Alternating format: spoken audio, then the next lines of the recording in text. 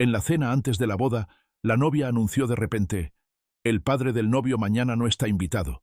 Todos se congelaron de la impresión. Me levanté, sonreí y le dije a mi hijo solo 4 palabras. Al día siguiente ella llamó gritando en pánico: «La boda cancelada». La traición no quedó impune. Antes de seguir, suscríbete al canal y escribe en los comentarios qué hora es ahorita en tu zona. Papá, necesito que hablemos. Paola quiere platicar contigo sobre la boda. Algo de los gastos, dice que es importante. Esa voz de Andrés, con ese tono de «por favor no armes drama», ya me avisaba que algo no iba a gustarme. Conocía ese tono desde que mi hijo tenía 12 años y quería permiso para quedarse a dormir en casa de un amigo.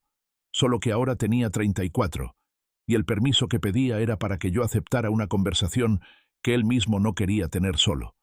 Me llamo Ramón Adrián Solórzano Ibarra. Tengo 63 años y vivo en Oaxaca de Juárez, en la misma casa de la calle Tinoco y Palacios donde nació Andrés, donde trabajé durante más de 3 décadas como perito valuador de bienes raíces, y donde hoy paso las mañanas tallando madera en el taller que armé en lo que antes era el cuarto de triques. La gente me pregunta qué tallaba antes de jubilarme. Les digo que propiedades. Me ven raro, pero es la verdad. Mi trabajo era leer un inmueble como otros leen personas, encontrar lo que vale, lo que esconde, lo que aparenta ser y lo que en realidad es. 35 años haciendo eso le dan a uno un olfato que no se apaga fácil. Aquella mañana de abril estaba trabajando en un relieve con figuras zapotecas, el tipo de pieza que de vez en cuando vendo en el mercado Benito Juárez por entre 1.800 y 4.500 pesos. No es un negocio, es un oficio. Hay diferencia. Dejé el formón sobre la mesa, limpié las manos con el trapo viejo que tengo colgado en el clavo de la puerta y le dije a Andrés que sí, que lo esperaba ese mismo día. Paola Estrella Escobar Montes llegó a mi casa como si ya fuera suya. No es una frase hecha, es una descripción técnica. Entró por la puerta que Andrés abrió, recorrió con los ojos el pasillo, la sala, el librero, el marco de la puerta hacia la cocina, con la misma mirada que yo usaba cuando llegaba a evaluar una propiedad y necesitaba entender de un vistazo cuánto valía y qué tan rápido me la iban a querer vender. Sonreía. Tenía una sonrisa muy bien calibrada, suficiente calidez para parecer amable, suficiente control para no parecer nerviosa. 32 años, bien arreglada, segura, demasiado segura para ser alguien que venía a pedir algo. Señor Ramón, qué gusto. Andrés me ha hablado tanto de usted. Qué bueno, le dije, porque yo de usted casi nada. Andrés me clavó una mirada. Paola rió, como si fuera un chiste encantador. Nos sentamos en la sala. Andrés me había dicho que querían hablar del aporte económico de la familia para la boda, y yo había entendido que eso significaba que me iban a pedir dinero para el banquete o la música. Lo que no esperaba era la precisión con la que Paola fue directo al punto. Andrés me contó que tiene un departamento en el centro histórico. Dijo, con el mismo tono con el que se menciona el clima. En Macedonio Alcalá, creo. Así es. Qué bonita zona. Muy buena plusvalía. Hizo una pausa breve, calculada. Estaba pensando que, una vez casados, a nosotros nos vendría muy bien tener algo propio. Andrés ya es parte de esa propiedad en algún sentido, ¿no? Siendo su hijo. Me quedé mirándola 3 segundos completos antes de responder. En ningún sentido, dije. El departamento está a mi nombre. Solo al mío. Claro, claro, no lo dudo, siguió, sin perder el paso. Pero sería natural que, después del matrimonio, se fuera pensando en cómo integrar eso a la vida familiar. Una donación parcial, o una copropiedad. Hay formas muy sencillas de hacerlo ante notario. Andrés estaba viendo la mesa. Yo estaba viendo a Paola. Y ella me estaba viendo a mí con esa sonrisa que significaba: ya me di esto, ya lo calculé, ya decidí que es mío. Nada más falta que usted lo entienda. Lo voy a pensar, dije. Y en ese momento lo decía en serio. Iba a pensar, solo que no en lo que ella creía. La visita duró 40 minutos más, con plática superficial sobre los preparativos de la boda, las familias, el salón que habían reservado. Paola habló el 80% del tiempo. Andrés asentía. Yo escuchaba. Cuando se fueron, cerré la puerta, caminé al taller, me senté frente al relieve zapoteca y estuve quieto varios minutos sin tocar nada. Después fui al cuarto donde guardo los papeles importantes. No buscaba nada en particular. O sí, pero no quería admitirlo todavía. Abrí el cajón del archivero metálico. Saqué la carpeta café donde tengo las escrituras de las dos propiedades. El departamento de Macedonio Alcalá, 2.350.000 pesos, y el terreno de 4,5 hectáreas camino a Mitla, 890.000 pesos. Las revisé. Todo en orden. Todo a mi nombre. Iba a cerrar la carpeta cuando vi, entre las últimas hojas, un documento que no había tocado en años. Era una copia de un poder notarial. Lo había firmado yo mismo hacía 5 años, en un momento en que me iba a hacer un procedimiento médico menor y quise dejarle a Andrés capacidad de atender cualquier asunto urgente en caso de que algo pasara. Era una precaución razonable. Fue un trámite de tarde. Lo firmé, lo archivé y lo olvidé. El problema era que nunca lo cancelé. Leí la hoja 2 veces. El poder seguía vigente. Incluía facultades para actos de administración y disposición sobre bienes inmuebles. Sobre el departamento de Macedonio Alcalá, específicamente. Me quedé sentado en la silla del taller con la hoja en la mano, bajo la luz de la lámpara, mientras afuera Oaxaca seguía su noche normal. Y pensé, qué bien calibrada estaba esa sonrisa. De niño, Andrés me seguía al taller como si fuera la cosa más natural del mundo. Tenía 6, 7 años, y se sentaba en el banquito de madera que puse ahí para él, mirando cómo yo trabajaba sin decir nada, con esa paciencia de niño que todavía no sabe que la paciencia es una virtud escasa. Una vez le presté el formón chico para que tallara él solo en un trozo de ocote. Estuvo media hora. Cuando me enseñó el resultado, era básicamente una astilla irregular con pretensiones. Lo puse en el librero del cuarto. Ahí estuvo años. No sé exactamente en qué momento ese niño callado se convirtió en el hombre que se sienta frente a mí viendo la mesa, mientras su novia negocia con mis propiedades. No fue un cambio de golpe. Fue gradual, como casi todas las cosas que no queremos ver. A la mañana siguiente de la visita de Paola, llamé al Colegio de Notarios de Oaxaca. No a ningún conocido, no a ningún favor. Busqué en el directorio público, como cualquier persona que no tiene nada que ocultar ni nada que pedir de regalo. Me dieron cita 3 días después con el licenciado Ernesto Chávez Galván, en su despacho en Avenida Independencia número 1003, 5º piso. Llegué puntual. Le puse el poder notarial sobre el escritorio. El licenciado Chávez lo revisó sin cambiar la expresión. «Sigue vigente», dijo. «Ya lo sé. ¿Lo otorgó usted voluntariamente?» «Sí. Hace 5 años. Circunstancias distintas. ¿Quiere revocarlo?» «Primero quiero entender exactamente qué puede hacer alguien con este documento». Chávez me explicó con la precisión de quien lleva 20 años explicando las mismas cosas a personas que no quieren escucharlas. El poder le daba a Andrés facultades para vender, grabar o dar en garantía el departamento de Macedonio Alcalá. Sin mi firma, sin mi presencia, sin mi conocimiento, en teoría, aunque por ley debería notificarme. Si alguien lo convencía, o lo presionaba, o lo enamoraba bien, de firmar una compraventa o una hipoteca, yo me enteraría cuando el daño ya estuviera hecho.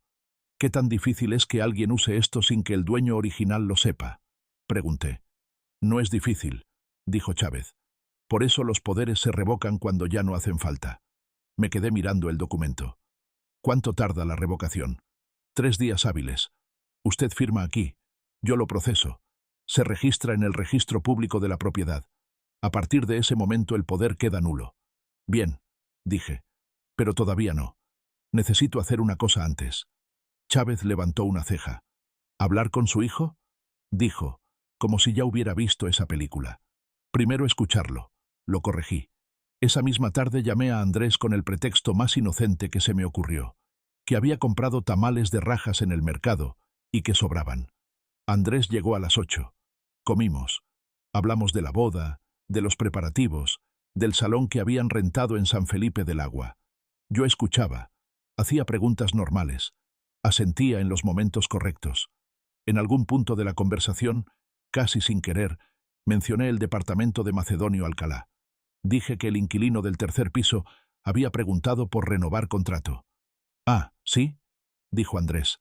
«Está bien, ¿no? Eso te da ingreso fijo». «Sí», dije. «Oye, ¿Paola ya conoce el departamento?» «No, creo que no». ¿Por?» Por nada, nomás pregunto. Lo vi a los ojos. No había nada ahí que me preocupara. Ni culpa, ni incomodidad, ni el microgesto de alguien que sabe algo que no quiere decir. Andrés estaba respondiendo con toda la naturalidad del mundo porque, genuinamente, no sabía nada. Y eso era lo peor, porque significaba que Paola había hecho sus averiguaciones por su cuenta. Había ido a preguntarme sobre el departamento sin decírselo a él. Había llegado a mi sala con un plan que su propio prometido desconocía. Andrés se fue a las 10. Yo me quedé en la cocina con el café frío y la certeza de que la situación era más seria de lo que quería admitir. No estaba enojado con mi hijo. Estaba preocupado por él, que es peor. El enojo pasa. La preocupación se queda a vivir. Recordé la primera vez que Andrés me trajo a Paola, 4 meses antes. Una comida en casa, un domingo. Ella había llegado con una ensalada de fruta que no le pedimos, y una sonrisa que parecía auténtica entonces. Andrés estaba diferente ese día, más animado, con esa energía de los enamorados que todavía no saben si la otra persona va a quedarse. Yo quería que funcionara. 3 meses después, Andrés cancelaba compromisos con frecuencia. Cuando llamaba, sus respuestas eran más cortas. No sé si él lo notó. Yo sí. Al día siguiente de la cena con tamales, volví con el licenciado Chávez. Necesito más que la revocación, le dije. Le expliqué lo que había visto, lo que sabía, lo que sospechaba. No como alguien que quiere venganza, como alguien que lleva décadas evaluando riesgos y sabe que un documento mal archivado puede costar más que años de trabajo. Chávez escuchó sin interrumpir y al final dijo que me recomendaba también hablar con una abogada en materia de bienes raíces. Tenía el contacto de una licenciada Ruiz Domínguez que llevaba casos de este tipo. Casos de este tipo, repetí. Disputas patrimoniales familiares, dijo sin inmutarse. Son más comunes de lo que la gente cree. Me fui del despacho con 2 números de teléfono. No sabía todavía exactamente qué forma tendría lo que estaba por armar. Nunca empecé a evaluar una propiedad sabiendo cómo iba a terminar. Primero se mide, después se actúa. Esa noche, en el taller, tallé hasta la medianoche. Las manos saben hacer lo suyo aunque la cabeza esté en otro lado. En algún momento del trabajo se me ocurrió que hay 2 tipos de personas. Las que te miran y ven lo que tienes, y las que te miran y ven lo que eres. Paola me había mirado y visto un departamento en el centro histórico, un terreno rumbo a Mitla, y un viejo al que le quedaban pocos años de ser obstáculo. Ella no sabía que hay una tercera categoría. Los que miran y ya están calculando el siguiente paso. A la licenciada Carlina Ruiz Domínguez la encontré a través del licenciado Chávez. No era amiga de la familia. No era comadre de nadie. No debía ningún favor a mis tíos.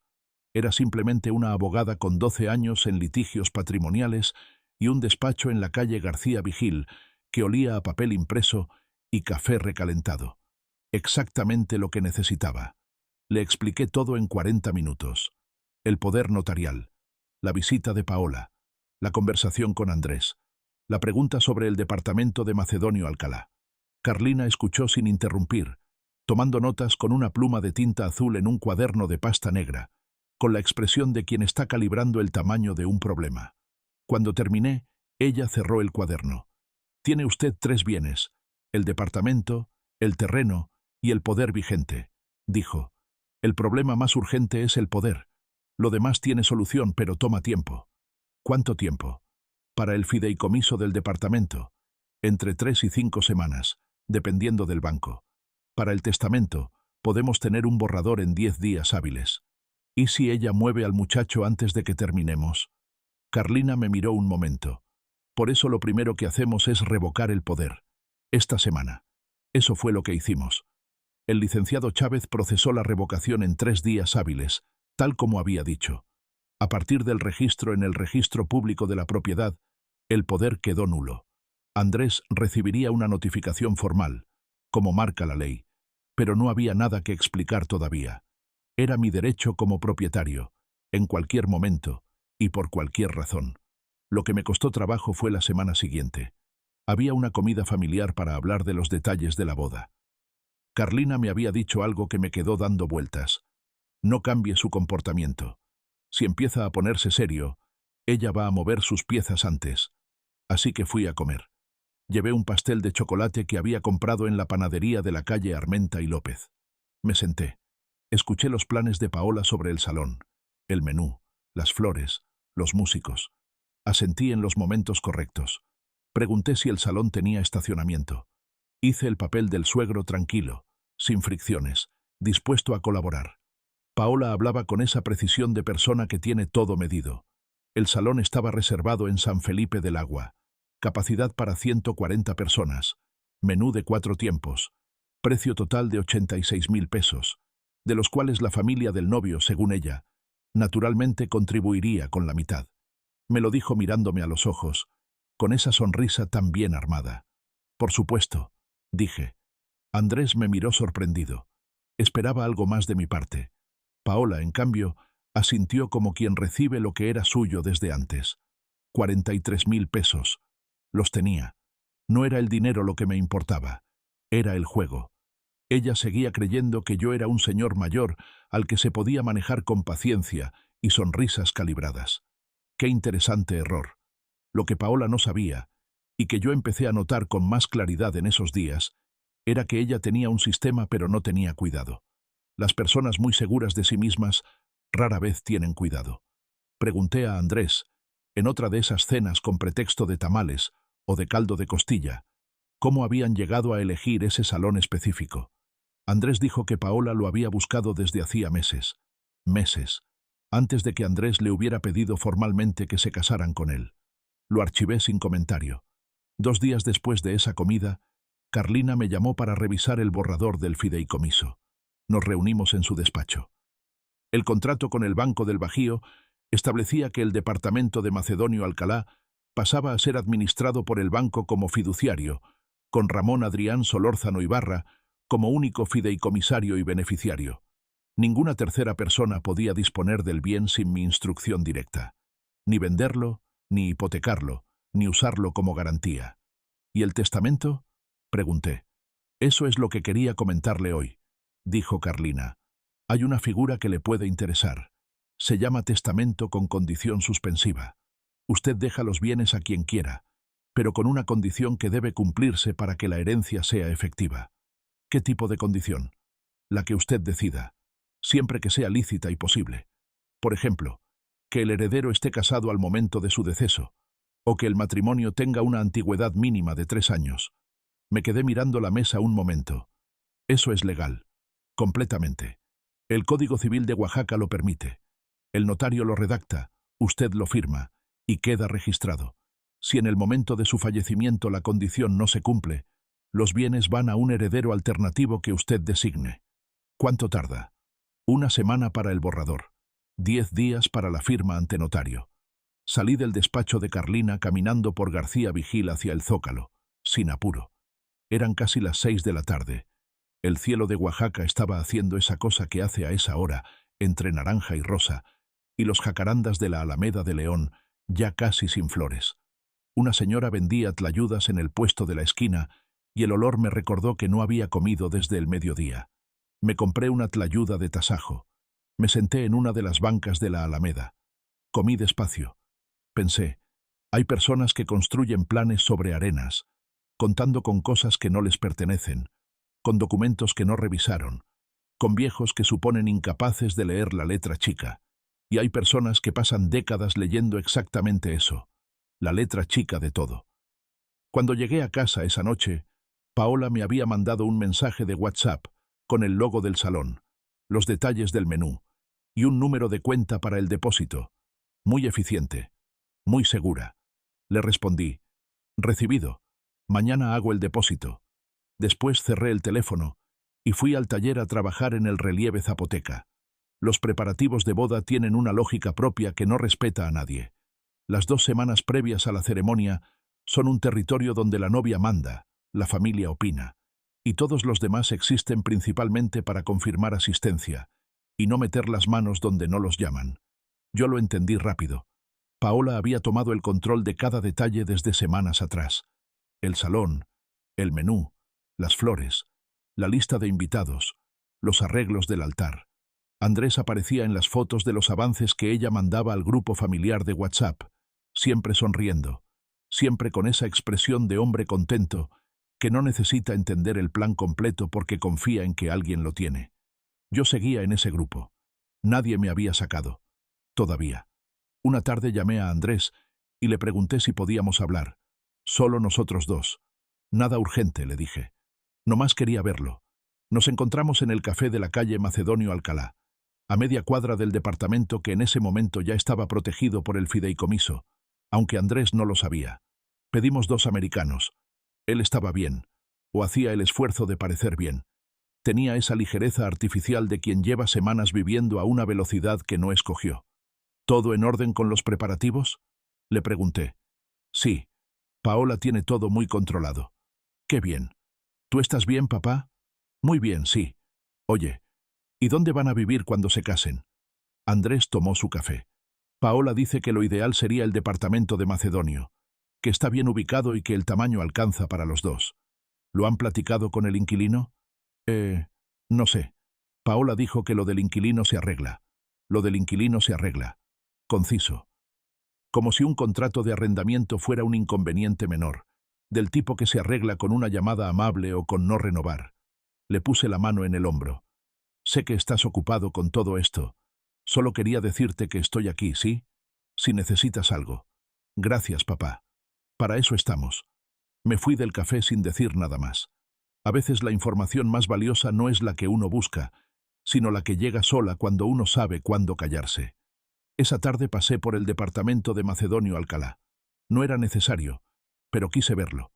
Me detuve en la acera de enfrente, como lo habría hecho en mis años de perito cuando llegaba a evaluar un inmueble antes de entrar.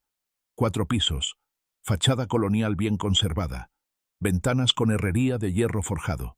El tercer piso era el departamento, 82 metros cuadrados. Ventanas que daban a la calle peatonal más fotografiada de Oaxaca. 2.350.000 pesos, si alguien lo pusiera en el mercado hoy. Seguramente más, porque la plusvalía del centro histórico no para. Lo miré un rato. Pensé en cuánto había tardado en comprarlo, en el contrato que firmé, en los años de pagos antes de que fuera solo mío, en el inquilino actual, don Gerardo, que lleva 6 años ahí y paga puntual, en Paola diciéndoles a sus amigas que lo del inquilino se arregla, como si don Gerardo fuera un mueble que estorba. 3 días después, mi hermana Concha me llamó.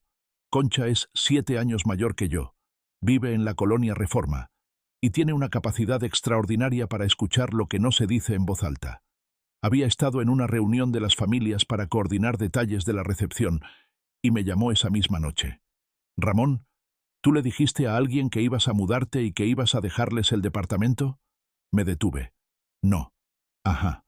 Porque Paola les dijo a los papás de ella y a 2 de sus amigas que el departamento de Macedonio ya era prácticamente de ellos porque tú mismo lo habías ofrecido. Que el señor Solórzano era muy generoso. El señor Solórzano. Muy generoso. ¿Algo más? Dije. Dijo también que tú eres una persona difícil y que Andrés ha tenido que aprender a manejarte. Así, con esas palabras. Concha habló con cuidado, como quien entrega un paquete que sabe que pesa. Me conoce de toda la vida. Sabe cuándo guardar silencio después de decir algo. Gracias, Concha, le dije. ¿Estás bien? Estoy muy bien. Y era verdad. Había algo casi reconfortante en la confirmación. Cuando uno ya sabe qué hay debajo de la superficie, que alguien más lo confirme, no duele. Simplemente, cierra el caso. Paola había construido su versión de la historia para el público de su lado. Ya había distribuido el departamento entre sus conocidos, sin escritura, sin notario, sin mi firma, sin el conocimiento de Andrés, solo con la certeza de que el viejo no iba a ser un problema. Esa noche tallé hasta muy tarde. Era un relieve de unos 40 centímetros, figura central en espiral con los bordes en grecas zapotecas, el tipo de pieza que tarda y que no perdona los errores. El formón tiene que saber a dónde va antes de que la mano lo empuje. Si uno se apura, la madera lo cobra. Al día siguiente Carlina me llamó. Licenciado Solórzano, los 3 documentos están listos. Mañana pueden estar los borradores para su revisión. Y pasado mañana firmamos ante el notario Chávez. Perfecto. ¿Algún cambio de último momento? Ninguno. Colgué. Salí del taller al patio, donde tengo una silla de madera que Andrés me regaló un cumpleaños. Me senté. El patio estaba quieto, con ese silencio de las noches de Oaxaca, que no es silencio completo, sino una suma de sonidos pequeños. Grillos, un perro lejano, el viento entre las bugambilias. Pensé en Paola distribuyendo el departamento entre sus invitadas de boda. Pensé en Andrés diciendo que lo del inquilino se arregla. Pensé en la sonrisa calibrada de esa primera visita y en cuánto tiempo habría llevado calibrarla. Mañana firmaba los documentos.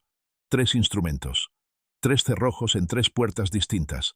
Y Paola seguiría creyendo que el señor Solórzano era una persona difícil pero manejable.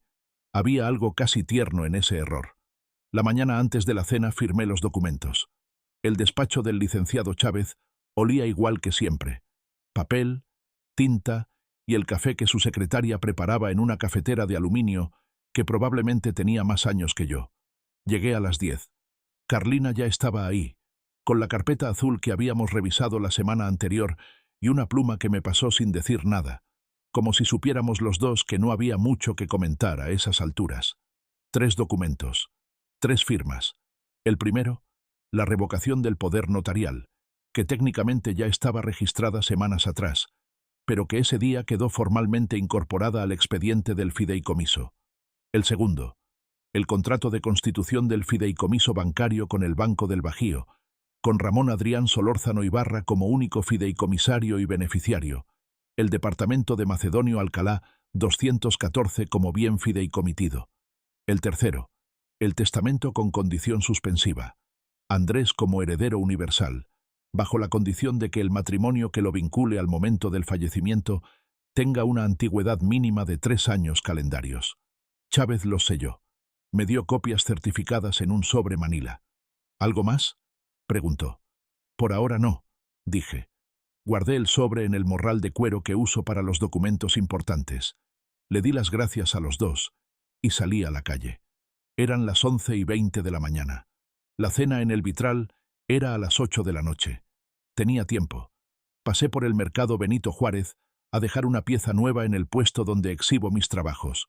Un relieve pequeño, figura central con espiral y grecas en los bordes, 40 centímetros de diámetro, madera de copal. A las 7:30 me cambié. Pantalón oscuro, camisa azul marino, los zapatos que solo uso cuando la ocasión requiere presentarse. Me vi en el espejo. 63 años, pelo más blanco que gris. Agarré las llaves. El restaurante El Vitral estaba reservado en el salón privado de la planta alta. Cuando llegué, ya estaban casi todos.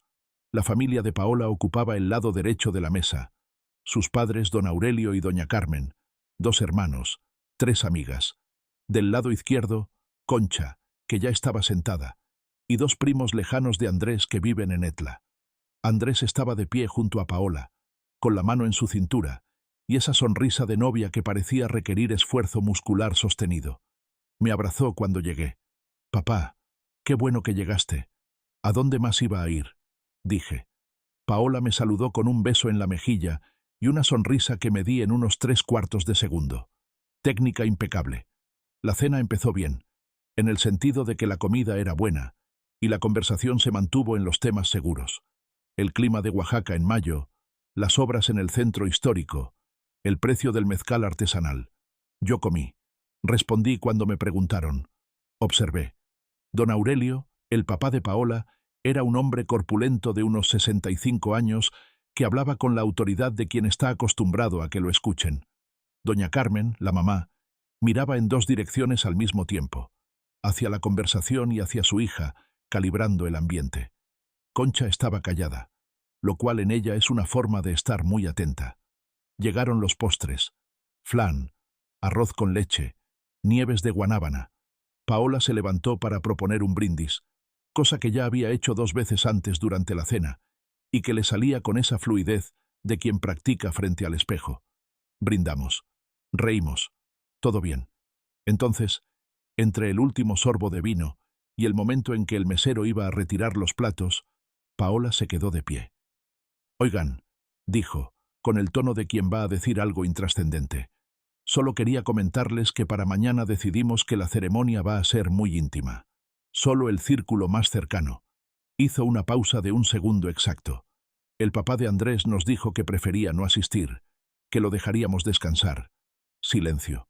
No el silencio de cuando nadie tiene nada que decir. El silencio de cuando todos tienen mucho que decir, y ninguno sabe si debe. Concha dejó el tenedor sobre la mesa sin soltar la vista de mí. Don Aurelio frunció el ceño con incomodidad.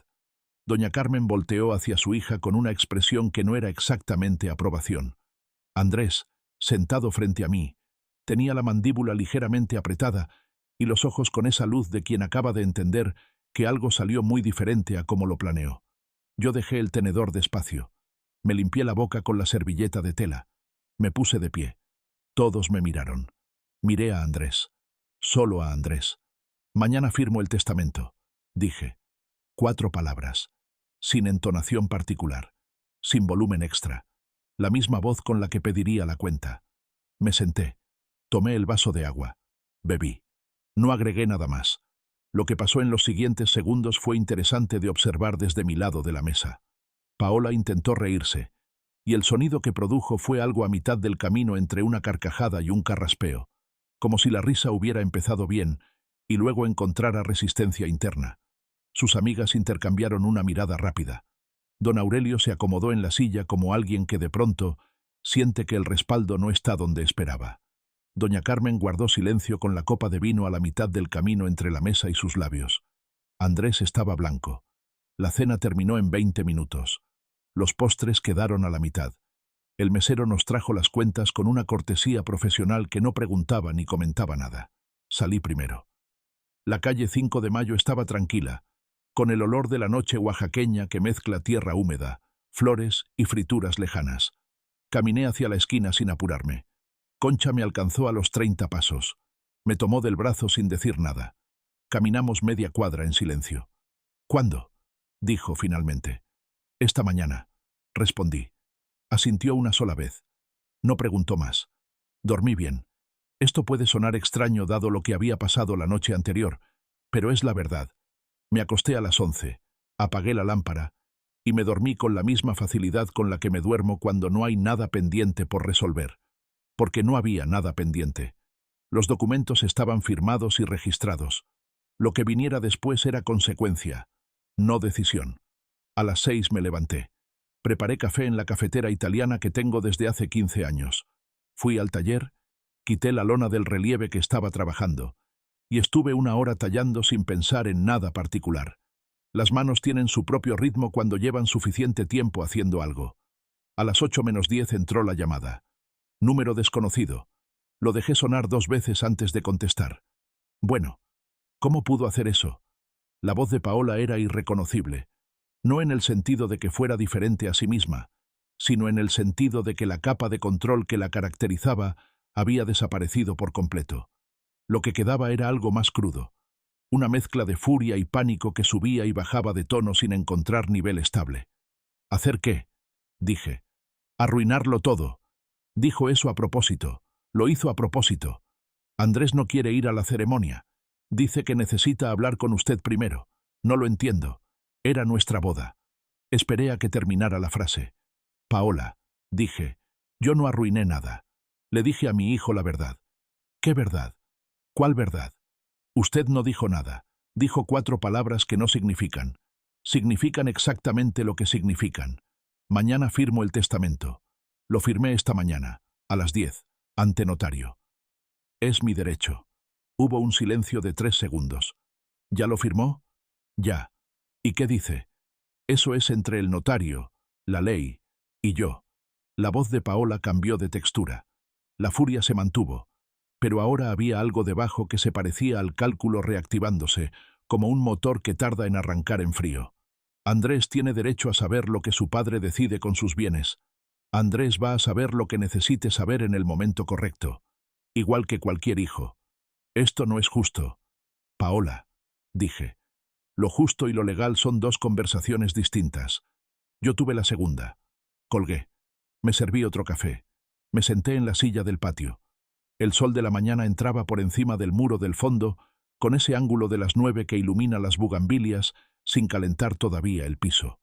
Un gato que no es mío, pero que visita con regularidad, estaba sentado en el borde del muro, indiferente a todo. 40 minutos después, sonó el teléfono de nuevo. Esta vez era Andrés. «Papá». La voz tranquila, pero con algo adentro que no estaba tranquilo. «Paola me dijo que ya firmaste. ¿Podemos vernos?» «Claro. Ven cuando quieras».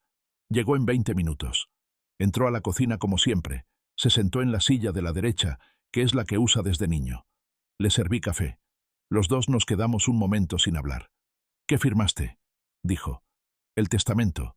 Y un par de cosas más relacionadas con los bienes». «¿Qué cosas?». Fui al cuarto. Saqué del morral 2 hojas. La impresión del folio del fideicomiso en el registro público de la propiedad y la copia de la revocación del poder notarial. Las puse sobre la mesa de la cocina, frente a él. «Lee». Andrés leyó despacio. Vi el momento en que llegó a la parte del poder notarial, porque sus ojos se detuvieron y su respiración cambió de ritmo. Siguió leyendo. Llegó al fideicomiso. Terminó la segunda hoja. La dejó sobre la mesa. Hubo un silencio largo. «¿Ella sabía de este poder?», dijo. «Alguien sabía». «¿Cuándo te enteraste tú?». «Poco después de la visita que me hizo para hablar del departamento». Andrés juntó las manos sobre la mesa. Las miró un momento. «¿Cuántas veces fue a preguntar por el departamento?». «Que yo sepa, 2. A una inmobiliaria de la colonia Reforma, antes de que me hablaras para pedirme que lo recibiera». Eso sí lo impactó. No con escándalo, sino con el tipo de impacto silencioso que viene de confirmar algo que una parte de uno ya sospechaba y otra parte no quería saber. «La boda está cancelada», dijo, más para sí mismo que para mí. No era pregunta, era constatación. «Eso lo decides tú», dije. «Yo solo te di la información que tenías derecho a tener». Se quedó sentado otros 5 minutos. Terminó el café. Se levantó. «Gracias, papá». Salió sin más. Por la ventana de la cocina lo vi cruzar el patio y cerrar la puerta de la calle con cuidado, como siempre lo hace. 2 horas después, Concha me llamó para decirme que los papás de Paola habían llegado al departamento de Andrés a recoger los regalos de boda que estaban guardados ahí. Paola no había contestado el teléfono de Andrés desde las 10 de la mañana. Le había mandado un solo mensaje. «Necesito tiempo». Andrés me lo reenvió sin comentario. No supe qué responderle y tampoco intenté hacerlo. Hay momentos en que el silencio es lo único honesto. Hacia el mediodía me llegó un mensaje de don Aurelio, el papá de Paola, que debió conseguir mi número a través de alguien. Solo decía: «Señor Solórzano, espero que estemos hablando de un malentendido». Le respondí: «No hay malentendido, don Aurelio. Que tenga buen día». No hubo respuesta. Lavé las tazas de café. Fui al taller. Agarré el formón. La madera estaba esperando donde la había dejado. 4 días después de que la boda no ocurrió, llegó un sobre al domicilio de calle Tinoco y Palacios. No lo trajo el correo ordinario. Lo dejó un mensajero con uniforme gris de una empresa de paquetería. Pidió firma y se fue sin decir nada. Era un sobre tamaño carta, membretado con el nombre de un despacho de abogados que no reconocí. Lizárraga y Fuentes, abogados, con dirección en la colonia Reforma de la ciudad. Lo abrí en la cocina, con el café de las 9. La carta tenía 4 páginas. Empezaba con el lenguaje formal que usan los abogados cuando quieren sonar serios y amenazadores al mismo tiempo. Ese estilo de redacción que mezcla términos del Código Civil con una indignación apenas disimulada. El argumento central era el siguiente: que yo, Ramón Adrián Solórzano Ibarra, había actuado con dolo e intención manifiesta de causar daño al momento de pronunciar mis comentarios durante la cena del día previo a la boda, que dichos comentarios habían generado una alteración grave del estado emocional del contrayente, que era Andrés, aunque no lo decían con ese nombre, y que como consecuencia directa el matrimonio no pudo celebrarse, causando daños económicos y morales a la parte afectada. La parte afectada era Paola Estrella Escobar Montes. La cifra que pedían, 180.000 pesos mexicanos, por concepto de daño moral y gastos de evento no recuperables. Leí la carta 2 veces. La doblé. Me terminé el café. Tomé el teléfono y le marqué a Carlina. ¿Ya la leyó?, dijo, cuando le expliqué de qué se trataba. Entera. Mándemela por foto, ahorita la reviso. Le mandé las 4 páginas. En 20 minutos me llamó. Es una carta de intimidación, dijo Carlina, con la misma neutralidad con que describía el clima. No tienen caso. Las acciones que usted tomó están dentro de sus derechos como propietario y como testador. Revocar un poder notarial es su facultad legal. Hacer un testamento también. Ninguna de esas acciones constituye daño doloso en términos del Código Civil de Oaxaca. Lo que usted dijo en esa cena fue 4 palabras sobre su propio testamento, lo cual no configura ningún tipo de interferencia ilícita. ¿Y los 180.000? Un número inventado para que usted se asuste y pague algo. Si esto llegara a un juzgado familiar, un juez lo desestima en la primera audiencia. Pero no va a llegar a ningún juzgado porque no tienen sustento. ¿Respondemos? Yo respondo. Con una carta formal que cierra el tema. Le mando copia antes de enviarla. La carta de Carlina llegó a mi correo esa misma tarde. 3 párrafos, tono frío, sin adjetivos. Citaba 4 artículos del Código Civil, 2 resoluciones de la Suprema Corte en materia de derechos del propietario, y concluía que si el despacho Lizárraga y Fuentes persistía en sus pretensiones, la parte representada por la licenciada Ruiz Domínguez ejercería las acciones correspondientes por daño a la reputación. La mandó firmada y con acuse de recibo. No hubo respuesta del otro lado. Lo que sí hubo, 2 días después, fue una visita de Andrés. No había venido desde aquella mañana en la cocina, cuando leyó los documentos y se fue en silencio. Supe por Concha que estaba pasando días difíciles. No salía mucho, hablaba poco. Tenía esa condición de las personas que están revisando su propia historia y no están seguras de lo que encuentran. Concha me dijo que lo había visto en la calle Alcalá caminando solo, con esa expresión de quien no va a ningún lado en particular, sino que simplemente necesita que los pies se muevan. Llegó a las 7 de la tarde. Traía cara de quien no durmió bien, pero tampoco está dispuesto a decirlo. Le serví agua y nos sentamos en la sala. Andrés miró el taller a través del pasillo, como si necesitara orientarse primero. Fui al despacho del licenciado Chávez, dijo. ¿A qué? A revisar el registro. Quería ver los documentos yo mismo, no solo las copias que me diste. ¿Y? Andrés miró el vaso de agua. Había una consulta registrada en la inmobiliaria de la Reforma. 2, en realidad, con el nombre de Paola, preguntando por el departamento de Macedonio Alcalá. La primera fue 3 semanas antes de que ella me dijera que quería casarse conmigo. No dije nada. ¿Tú cuándo lo supiste? Preguntó. Semanas antes de la cena. ¿Y no me dijiste nada? No sabía si tú ya lo sabías. Andrés asintió muy despacio. Había algo en ese gesto que me pareció diferente a todo lo que había visto en él durante los meses anteriores. No era la aceptación rápida de quien cede, sino algo más trabajado, más interior. ¿Qué vas a hacer con el departamento? Dijo finalmente. Lo que siempre hice, tenerlo rentado y cuidarlo. ¿Y el testamento? Está firmado. Tú eres el heredero, con condiciones que ya conoces. Andrés levantó la vista. 3 años de matrimonio. Eso dice el documento. Hubo una pausa larga. Es justo, dijo. No agregó más. Se quedó otro rato, tomamos agua, hablamos de cosas menores. Cuando se fue, cerré la puerta y me quedé parado en el pasillo un momento, en silencio.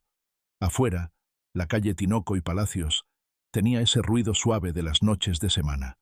Un camión a lo lejos, voces de niños que todavía no entraban a sus casas, el ladrido de algún perro sin urgencia.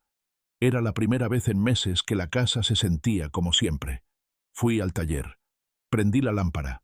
El relieve zapoteca de 40 centímetros seguía donde lo había dejado, con las grecas del borde derecho sin la profundidad correcta. Tomé el formón más delgado. Estuve trabajando hasta las 11:30. Una semana después de que Carlina envió su respuesta al despacho Lizárraga y Fuentes, llegó un segundo intento. Esta vez no fue una carta legal. Fue una llamada de doña Carmen, la mamá de Paola, a mi número personal. No sé cómo lo consiguió, porque yo nunca se lo di. Eso ya me dijo algo. Doña Carmen tenía una voz distinta al teléfono que en persona.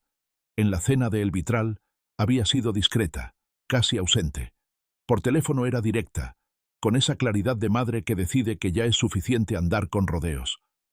Señor Solórzano, le hablo porque creo que podemos resolver esto entre familias, sin abogados. Buenos días, doña Carmen. Andrés y Paola todavía se quieren. Usted lo sabe. Lo que pasó fue un malentendido que se salió de control, y yo creo que los 2 jóvenes merecen otra oportunidad. Ese es un asunto entre ellos 2. Sí, Pero usted tiene influencia sobre Andrés. Si usted le dijera que apoya la relación... Doña Carmen, dije con cuidado, yo no le digo a mi hijo a quién querer ni a quién no querer. Eso nunca lo he hecho y no lo voy a empezar ahora. Hubo una pausa. ¿Entonces usted se opone a la relación? No me opongo a nada.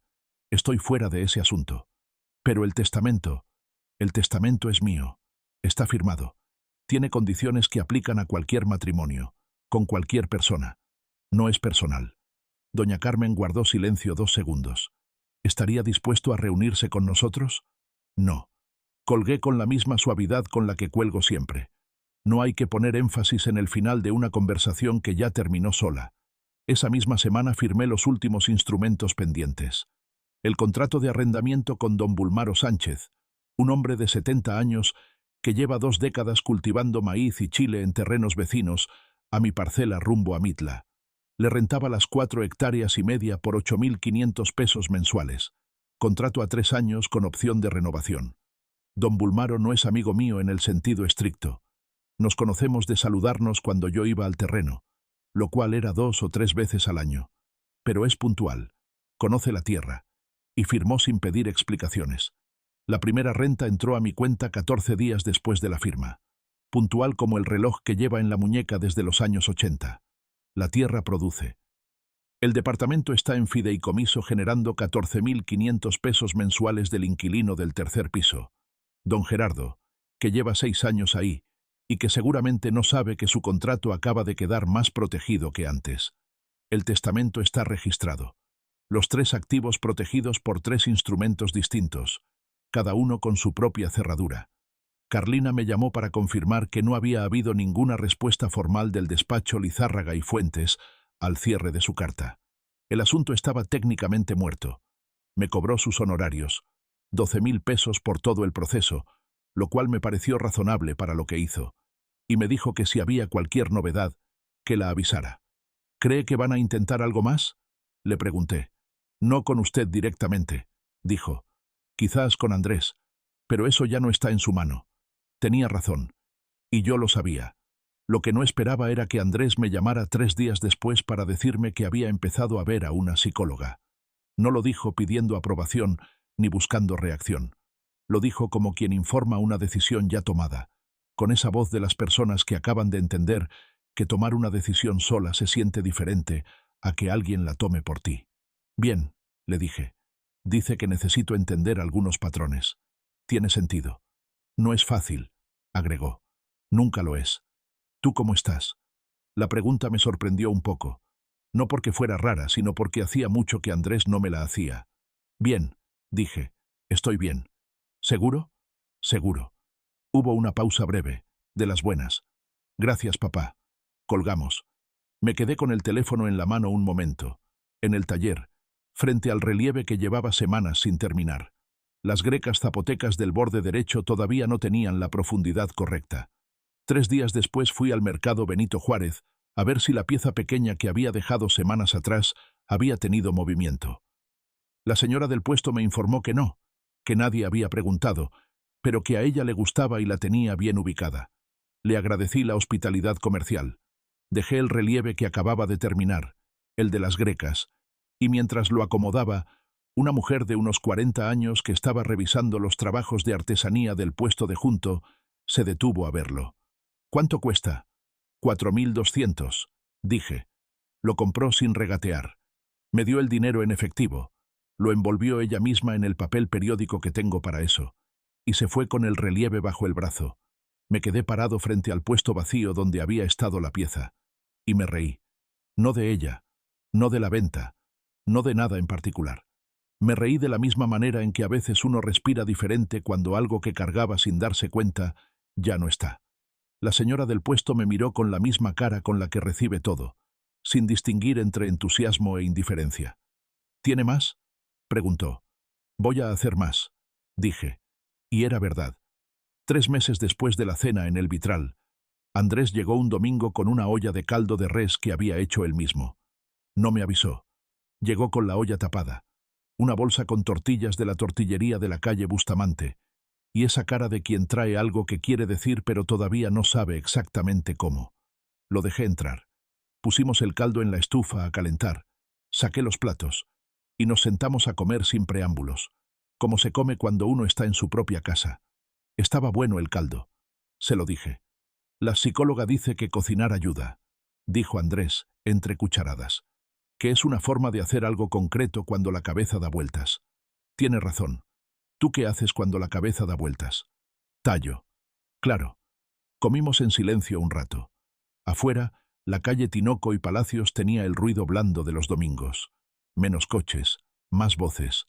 El sol entraba por la ventana de la cocina en ese ángulo de mediodía que hace que todo parezca más quieto de lo que es.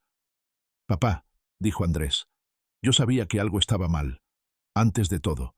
No lo quería ver. No dije nada. Esperé. Hay cosas que uno sabe pero no quiere saber, ¿me entiendes?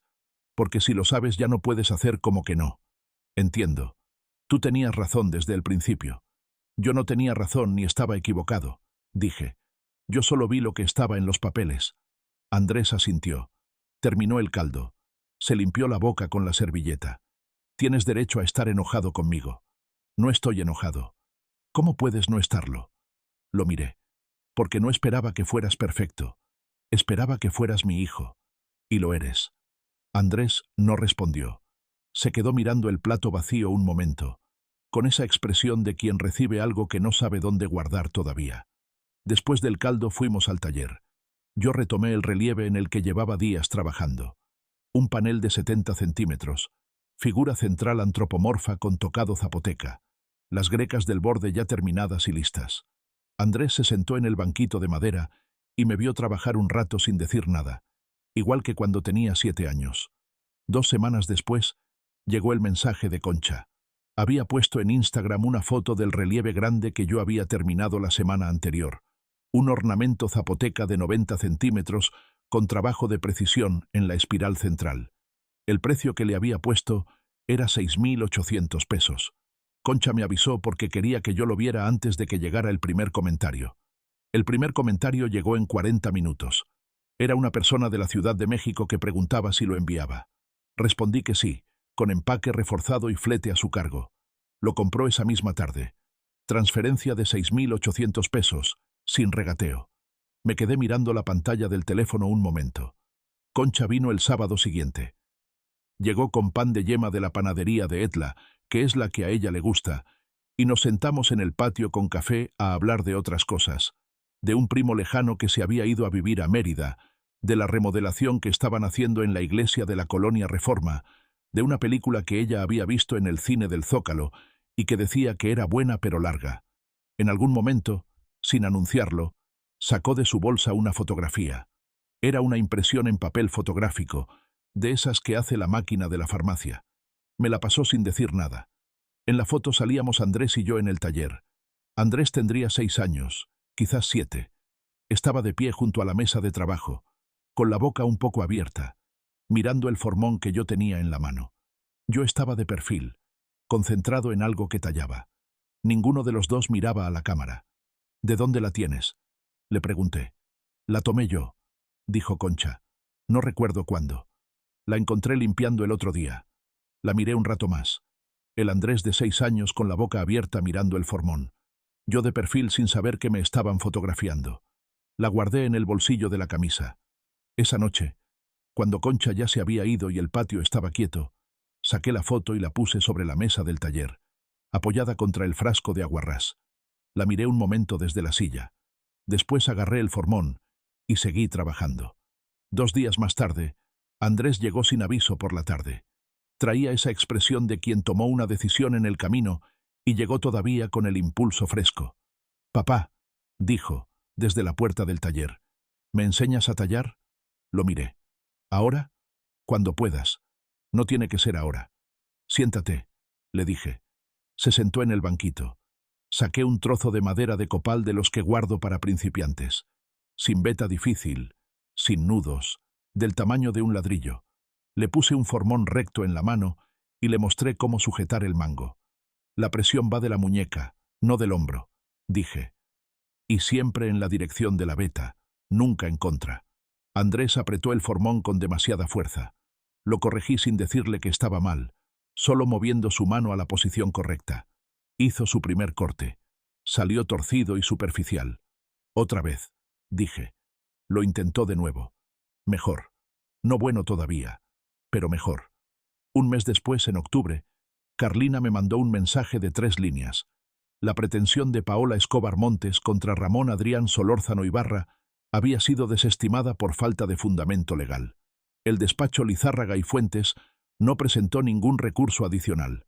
El asunto estaba cerrado. Le respondí: gracias. Que tenga buena semana.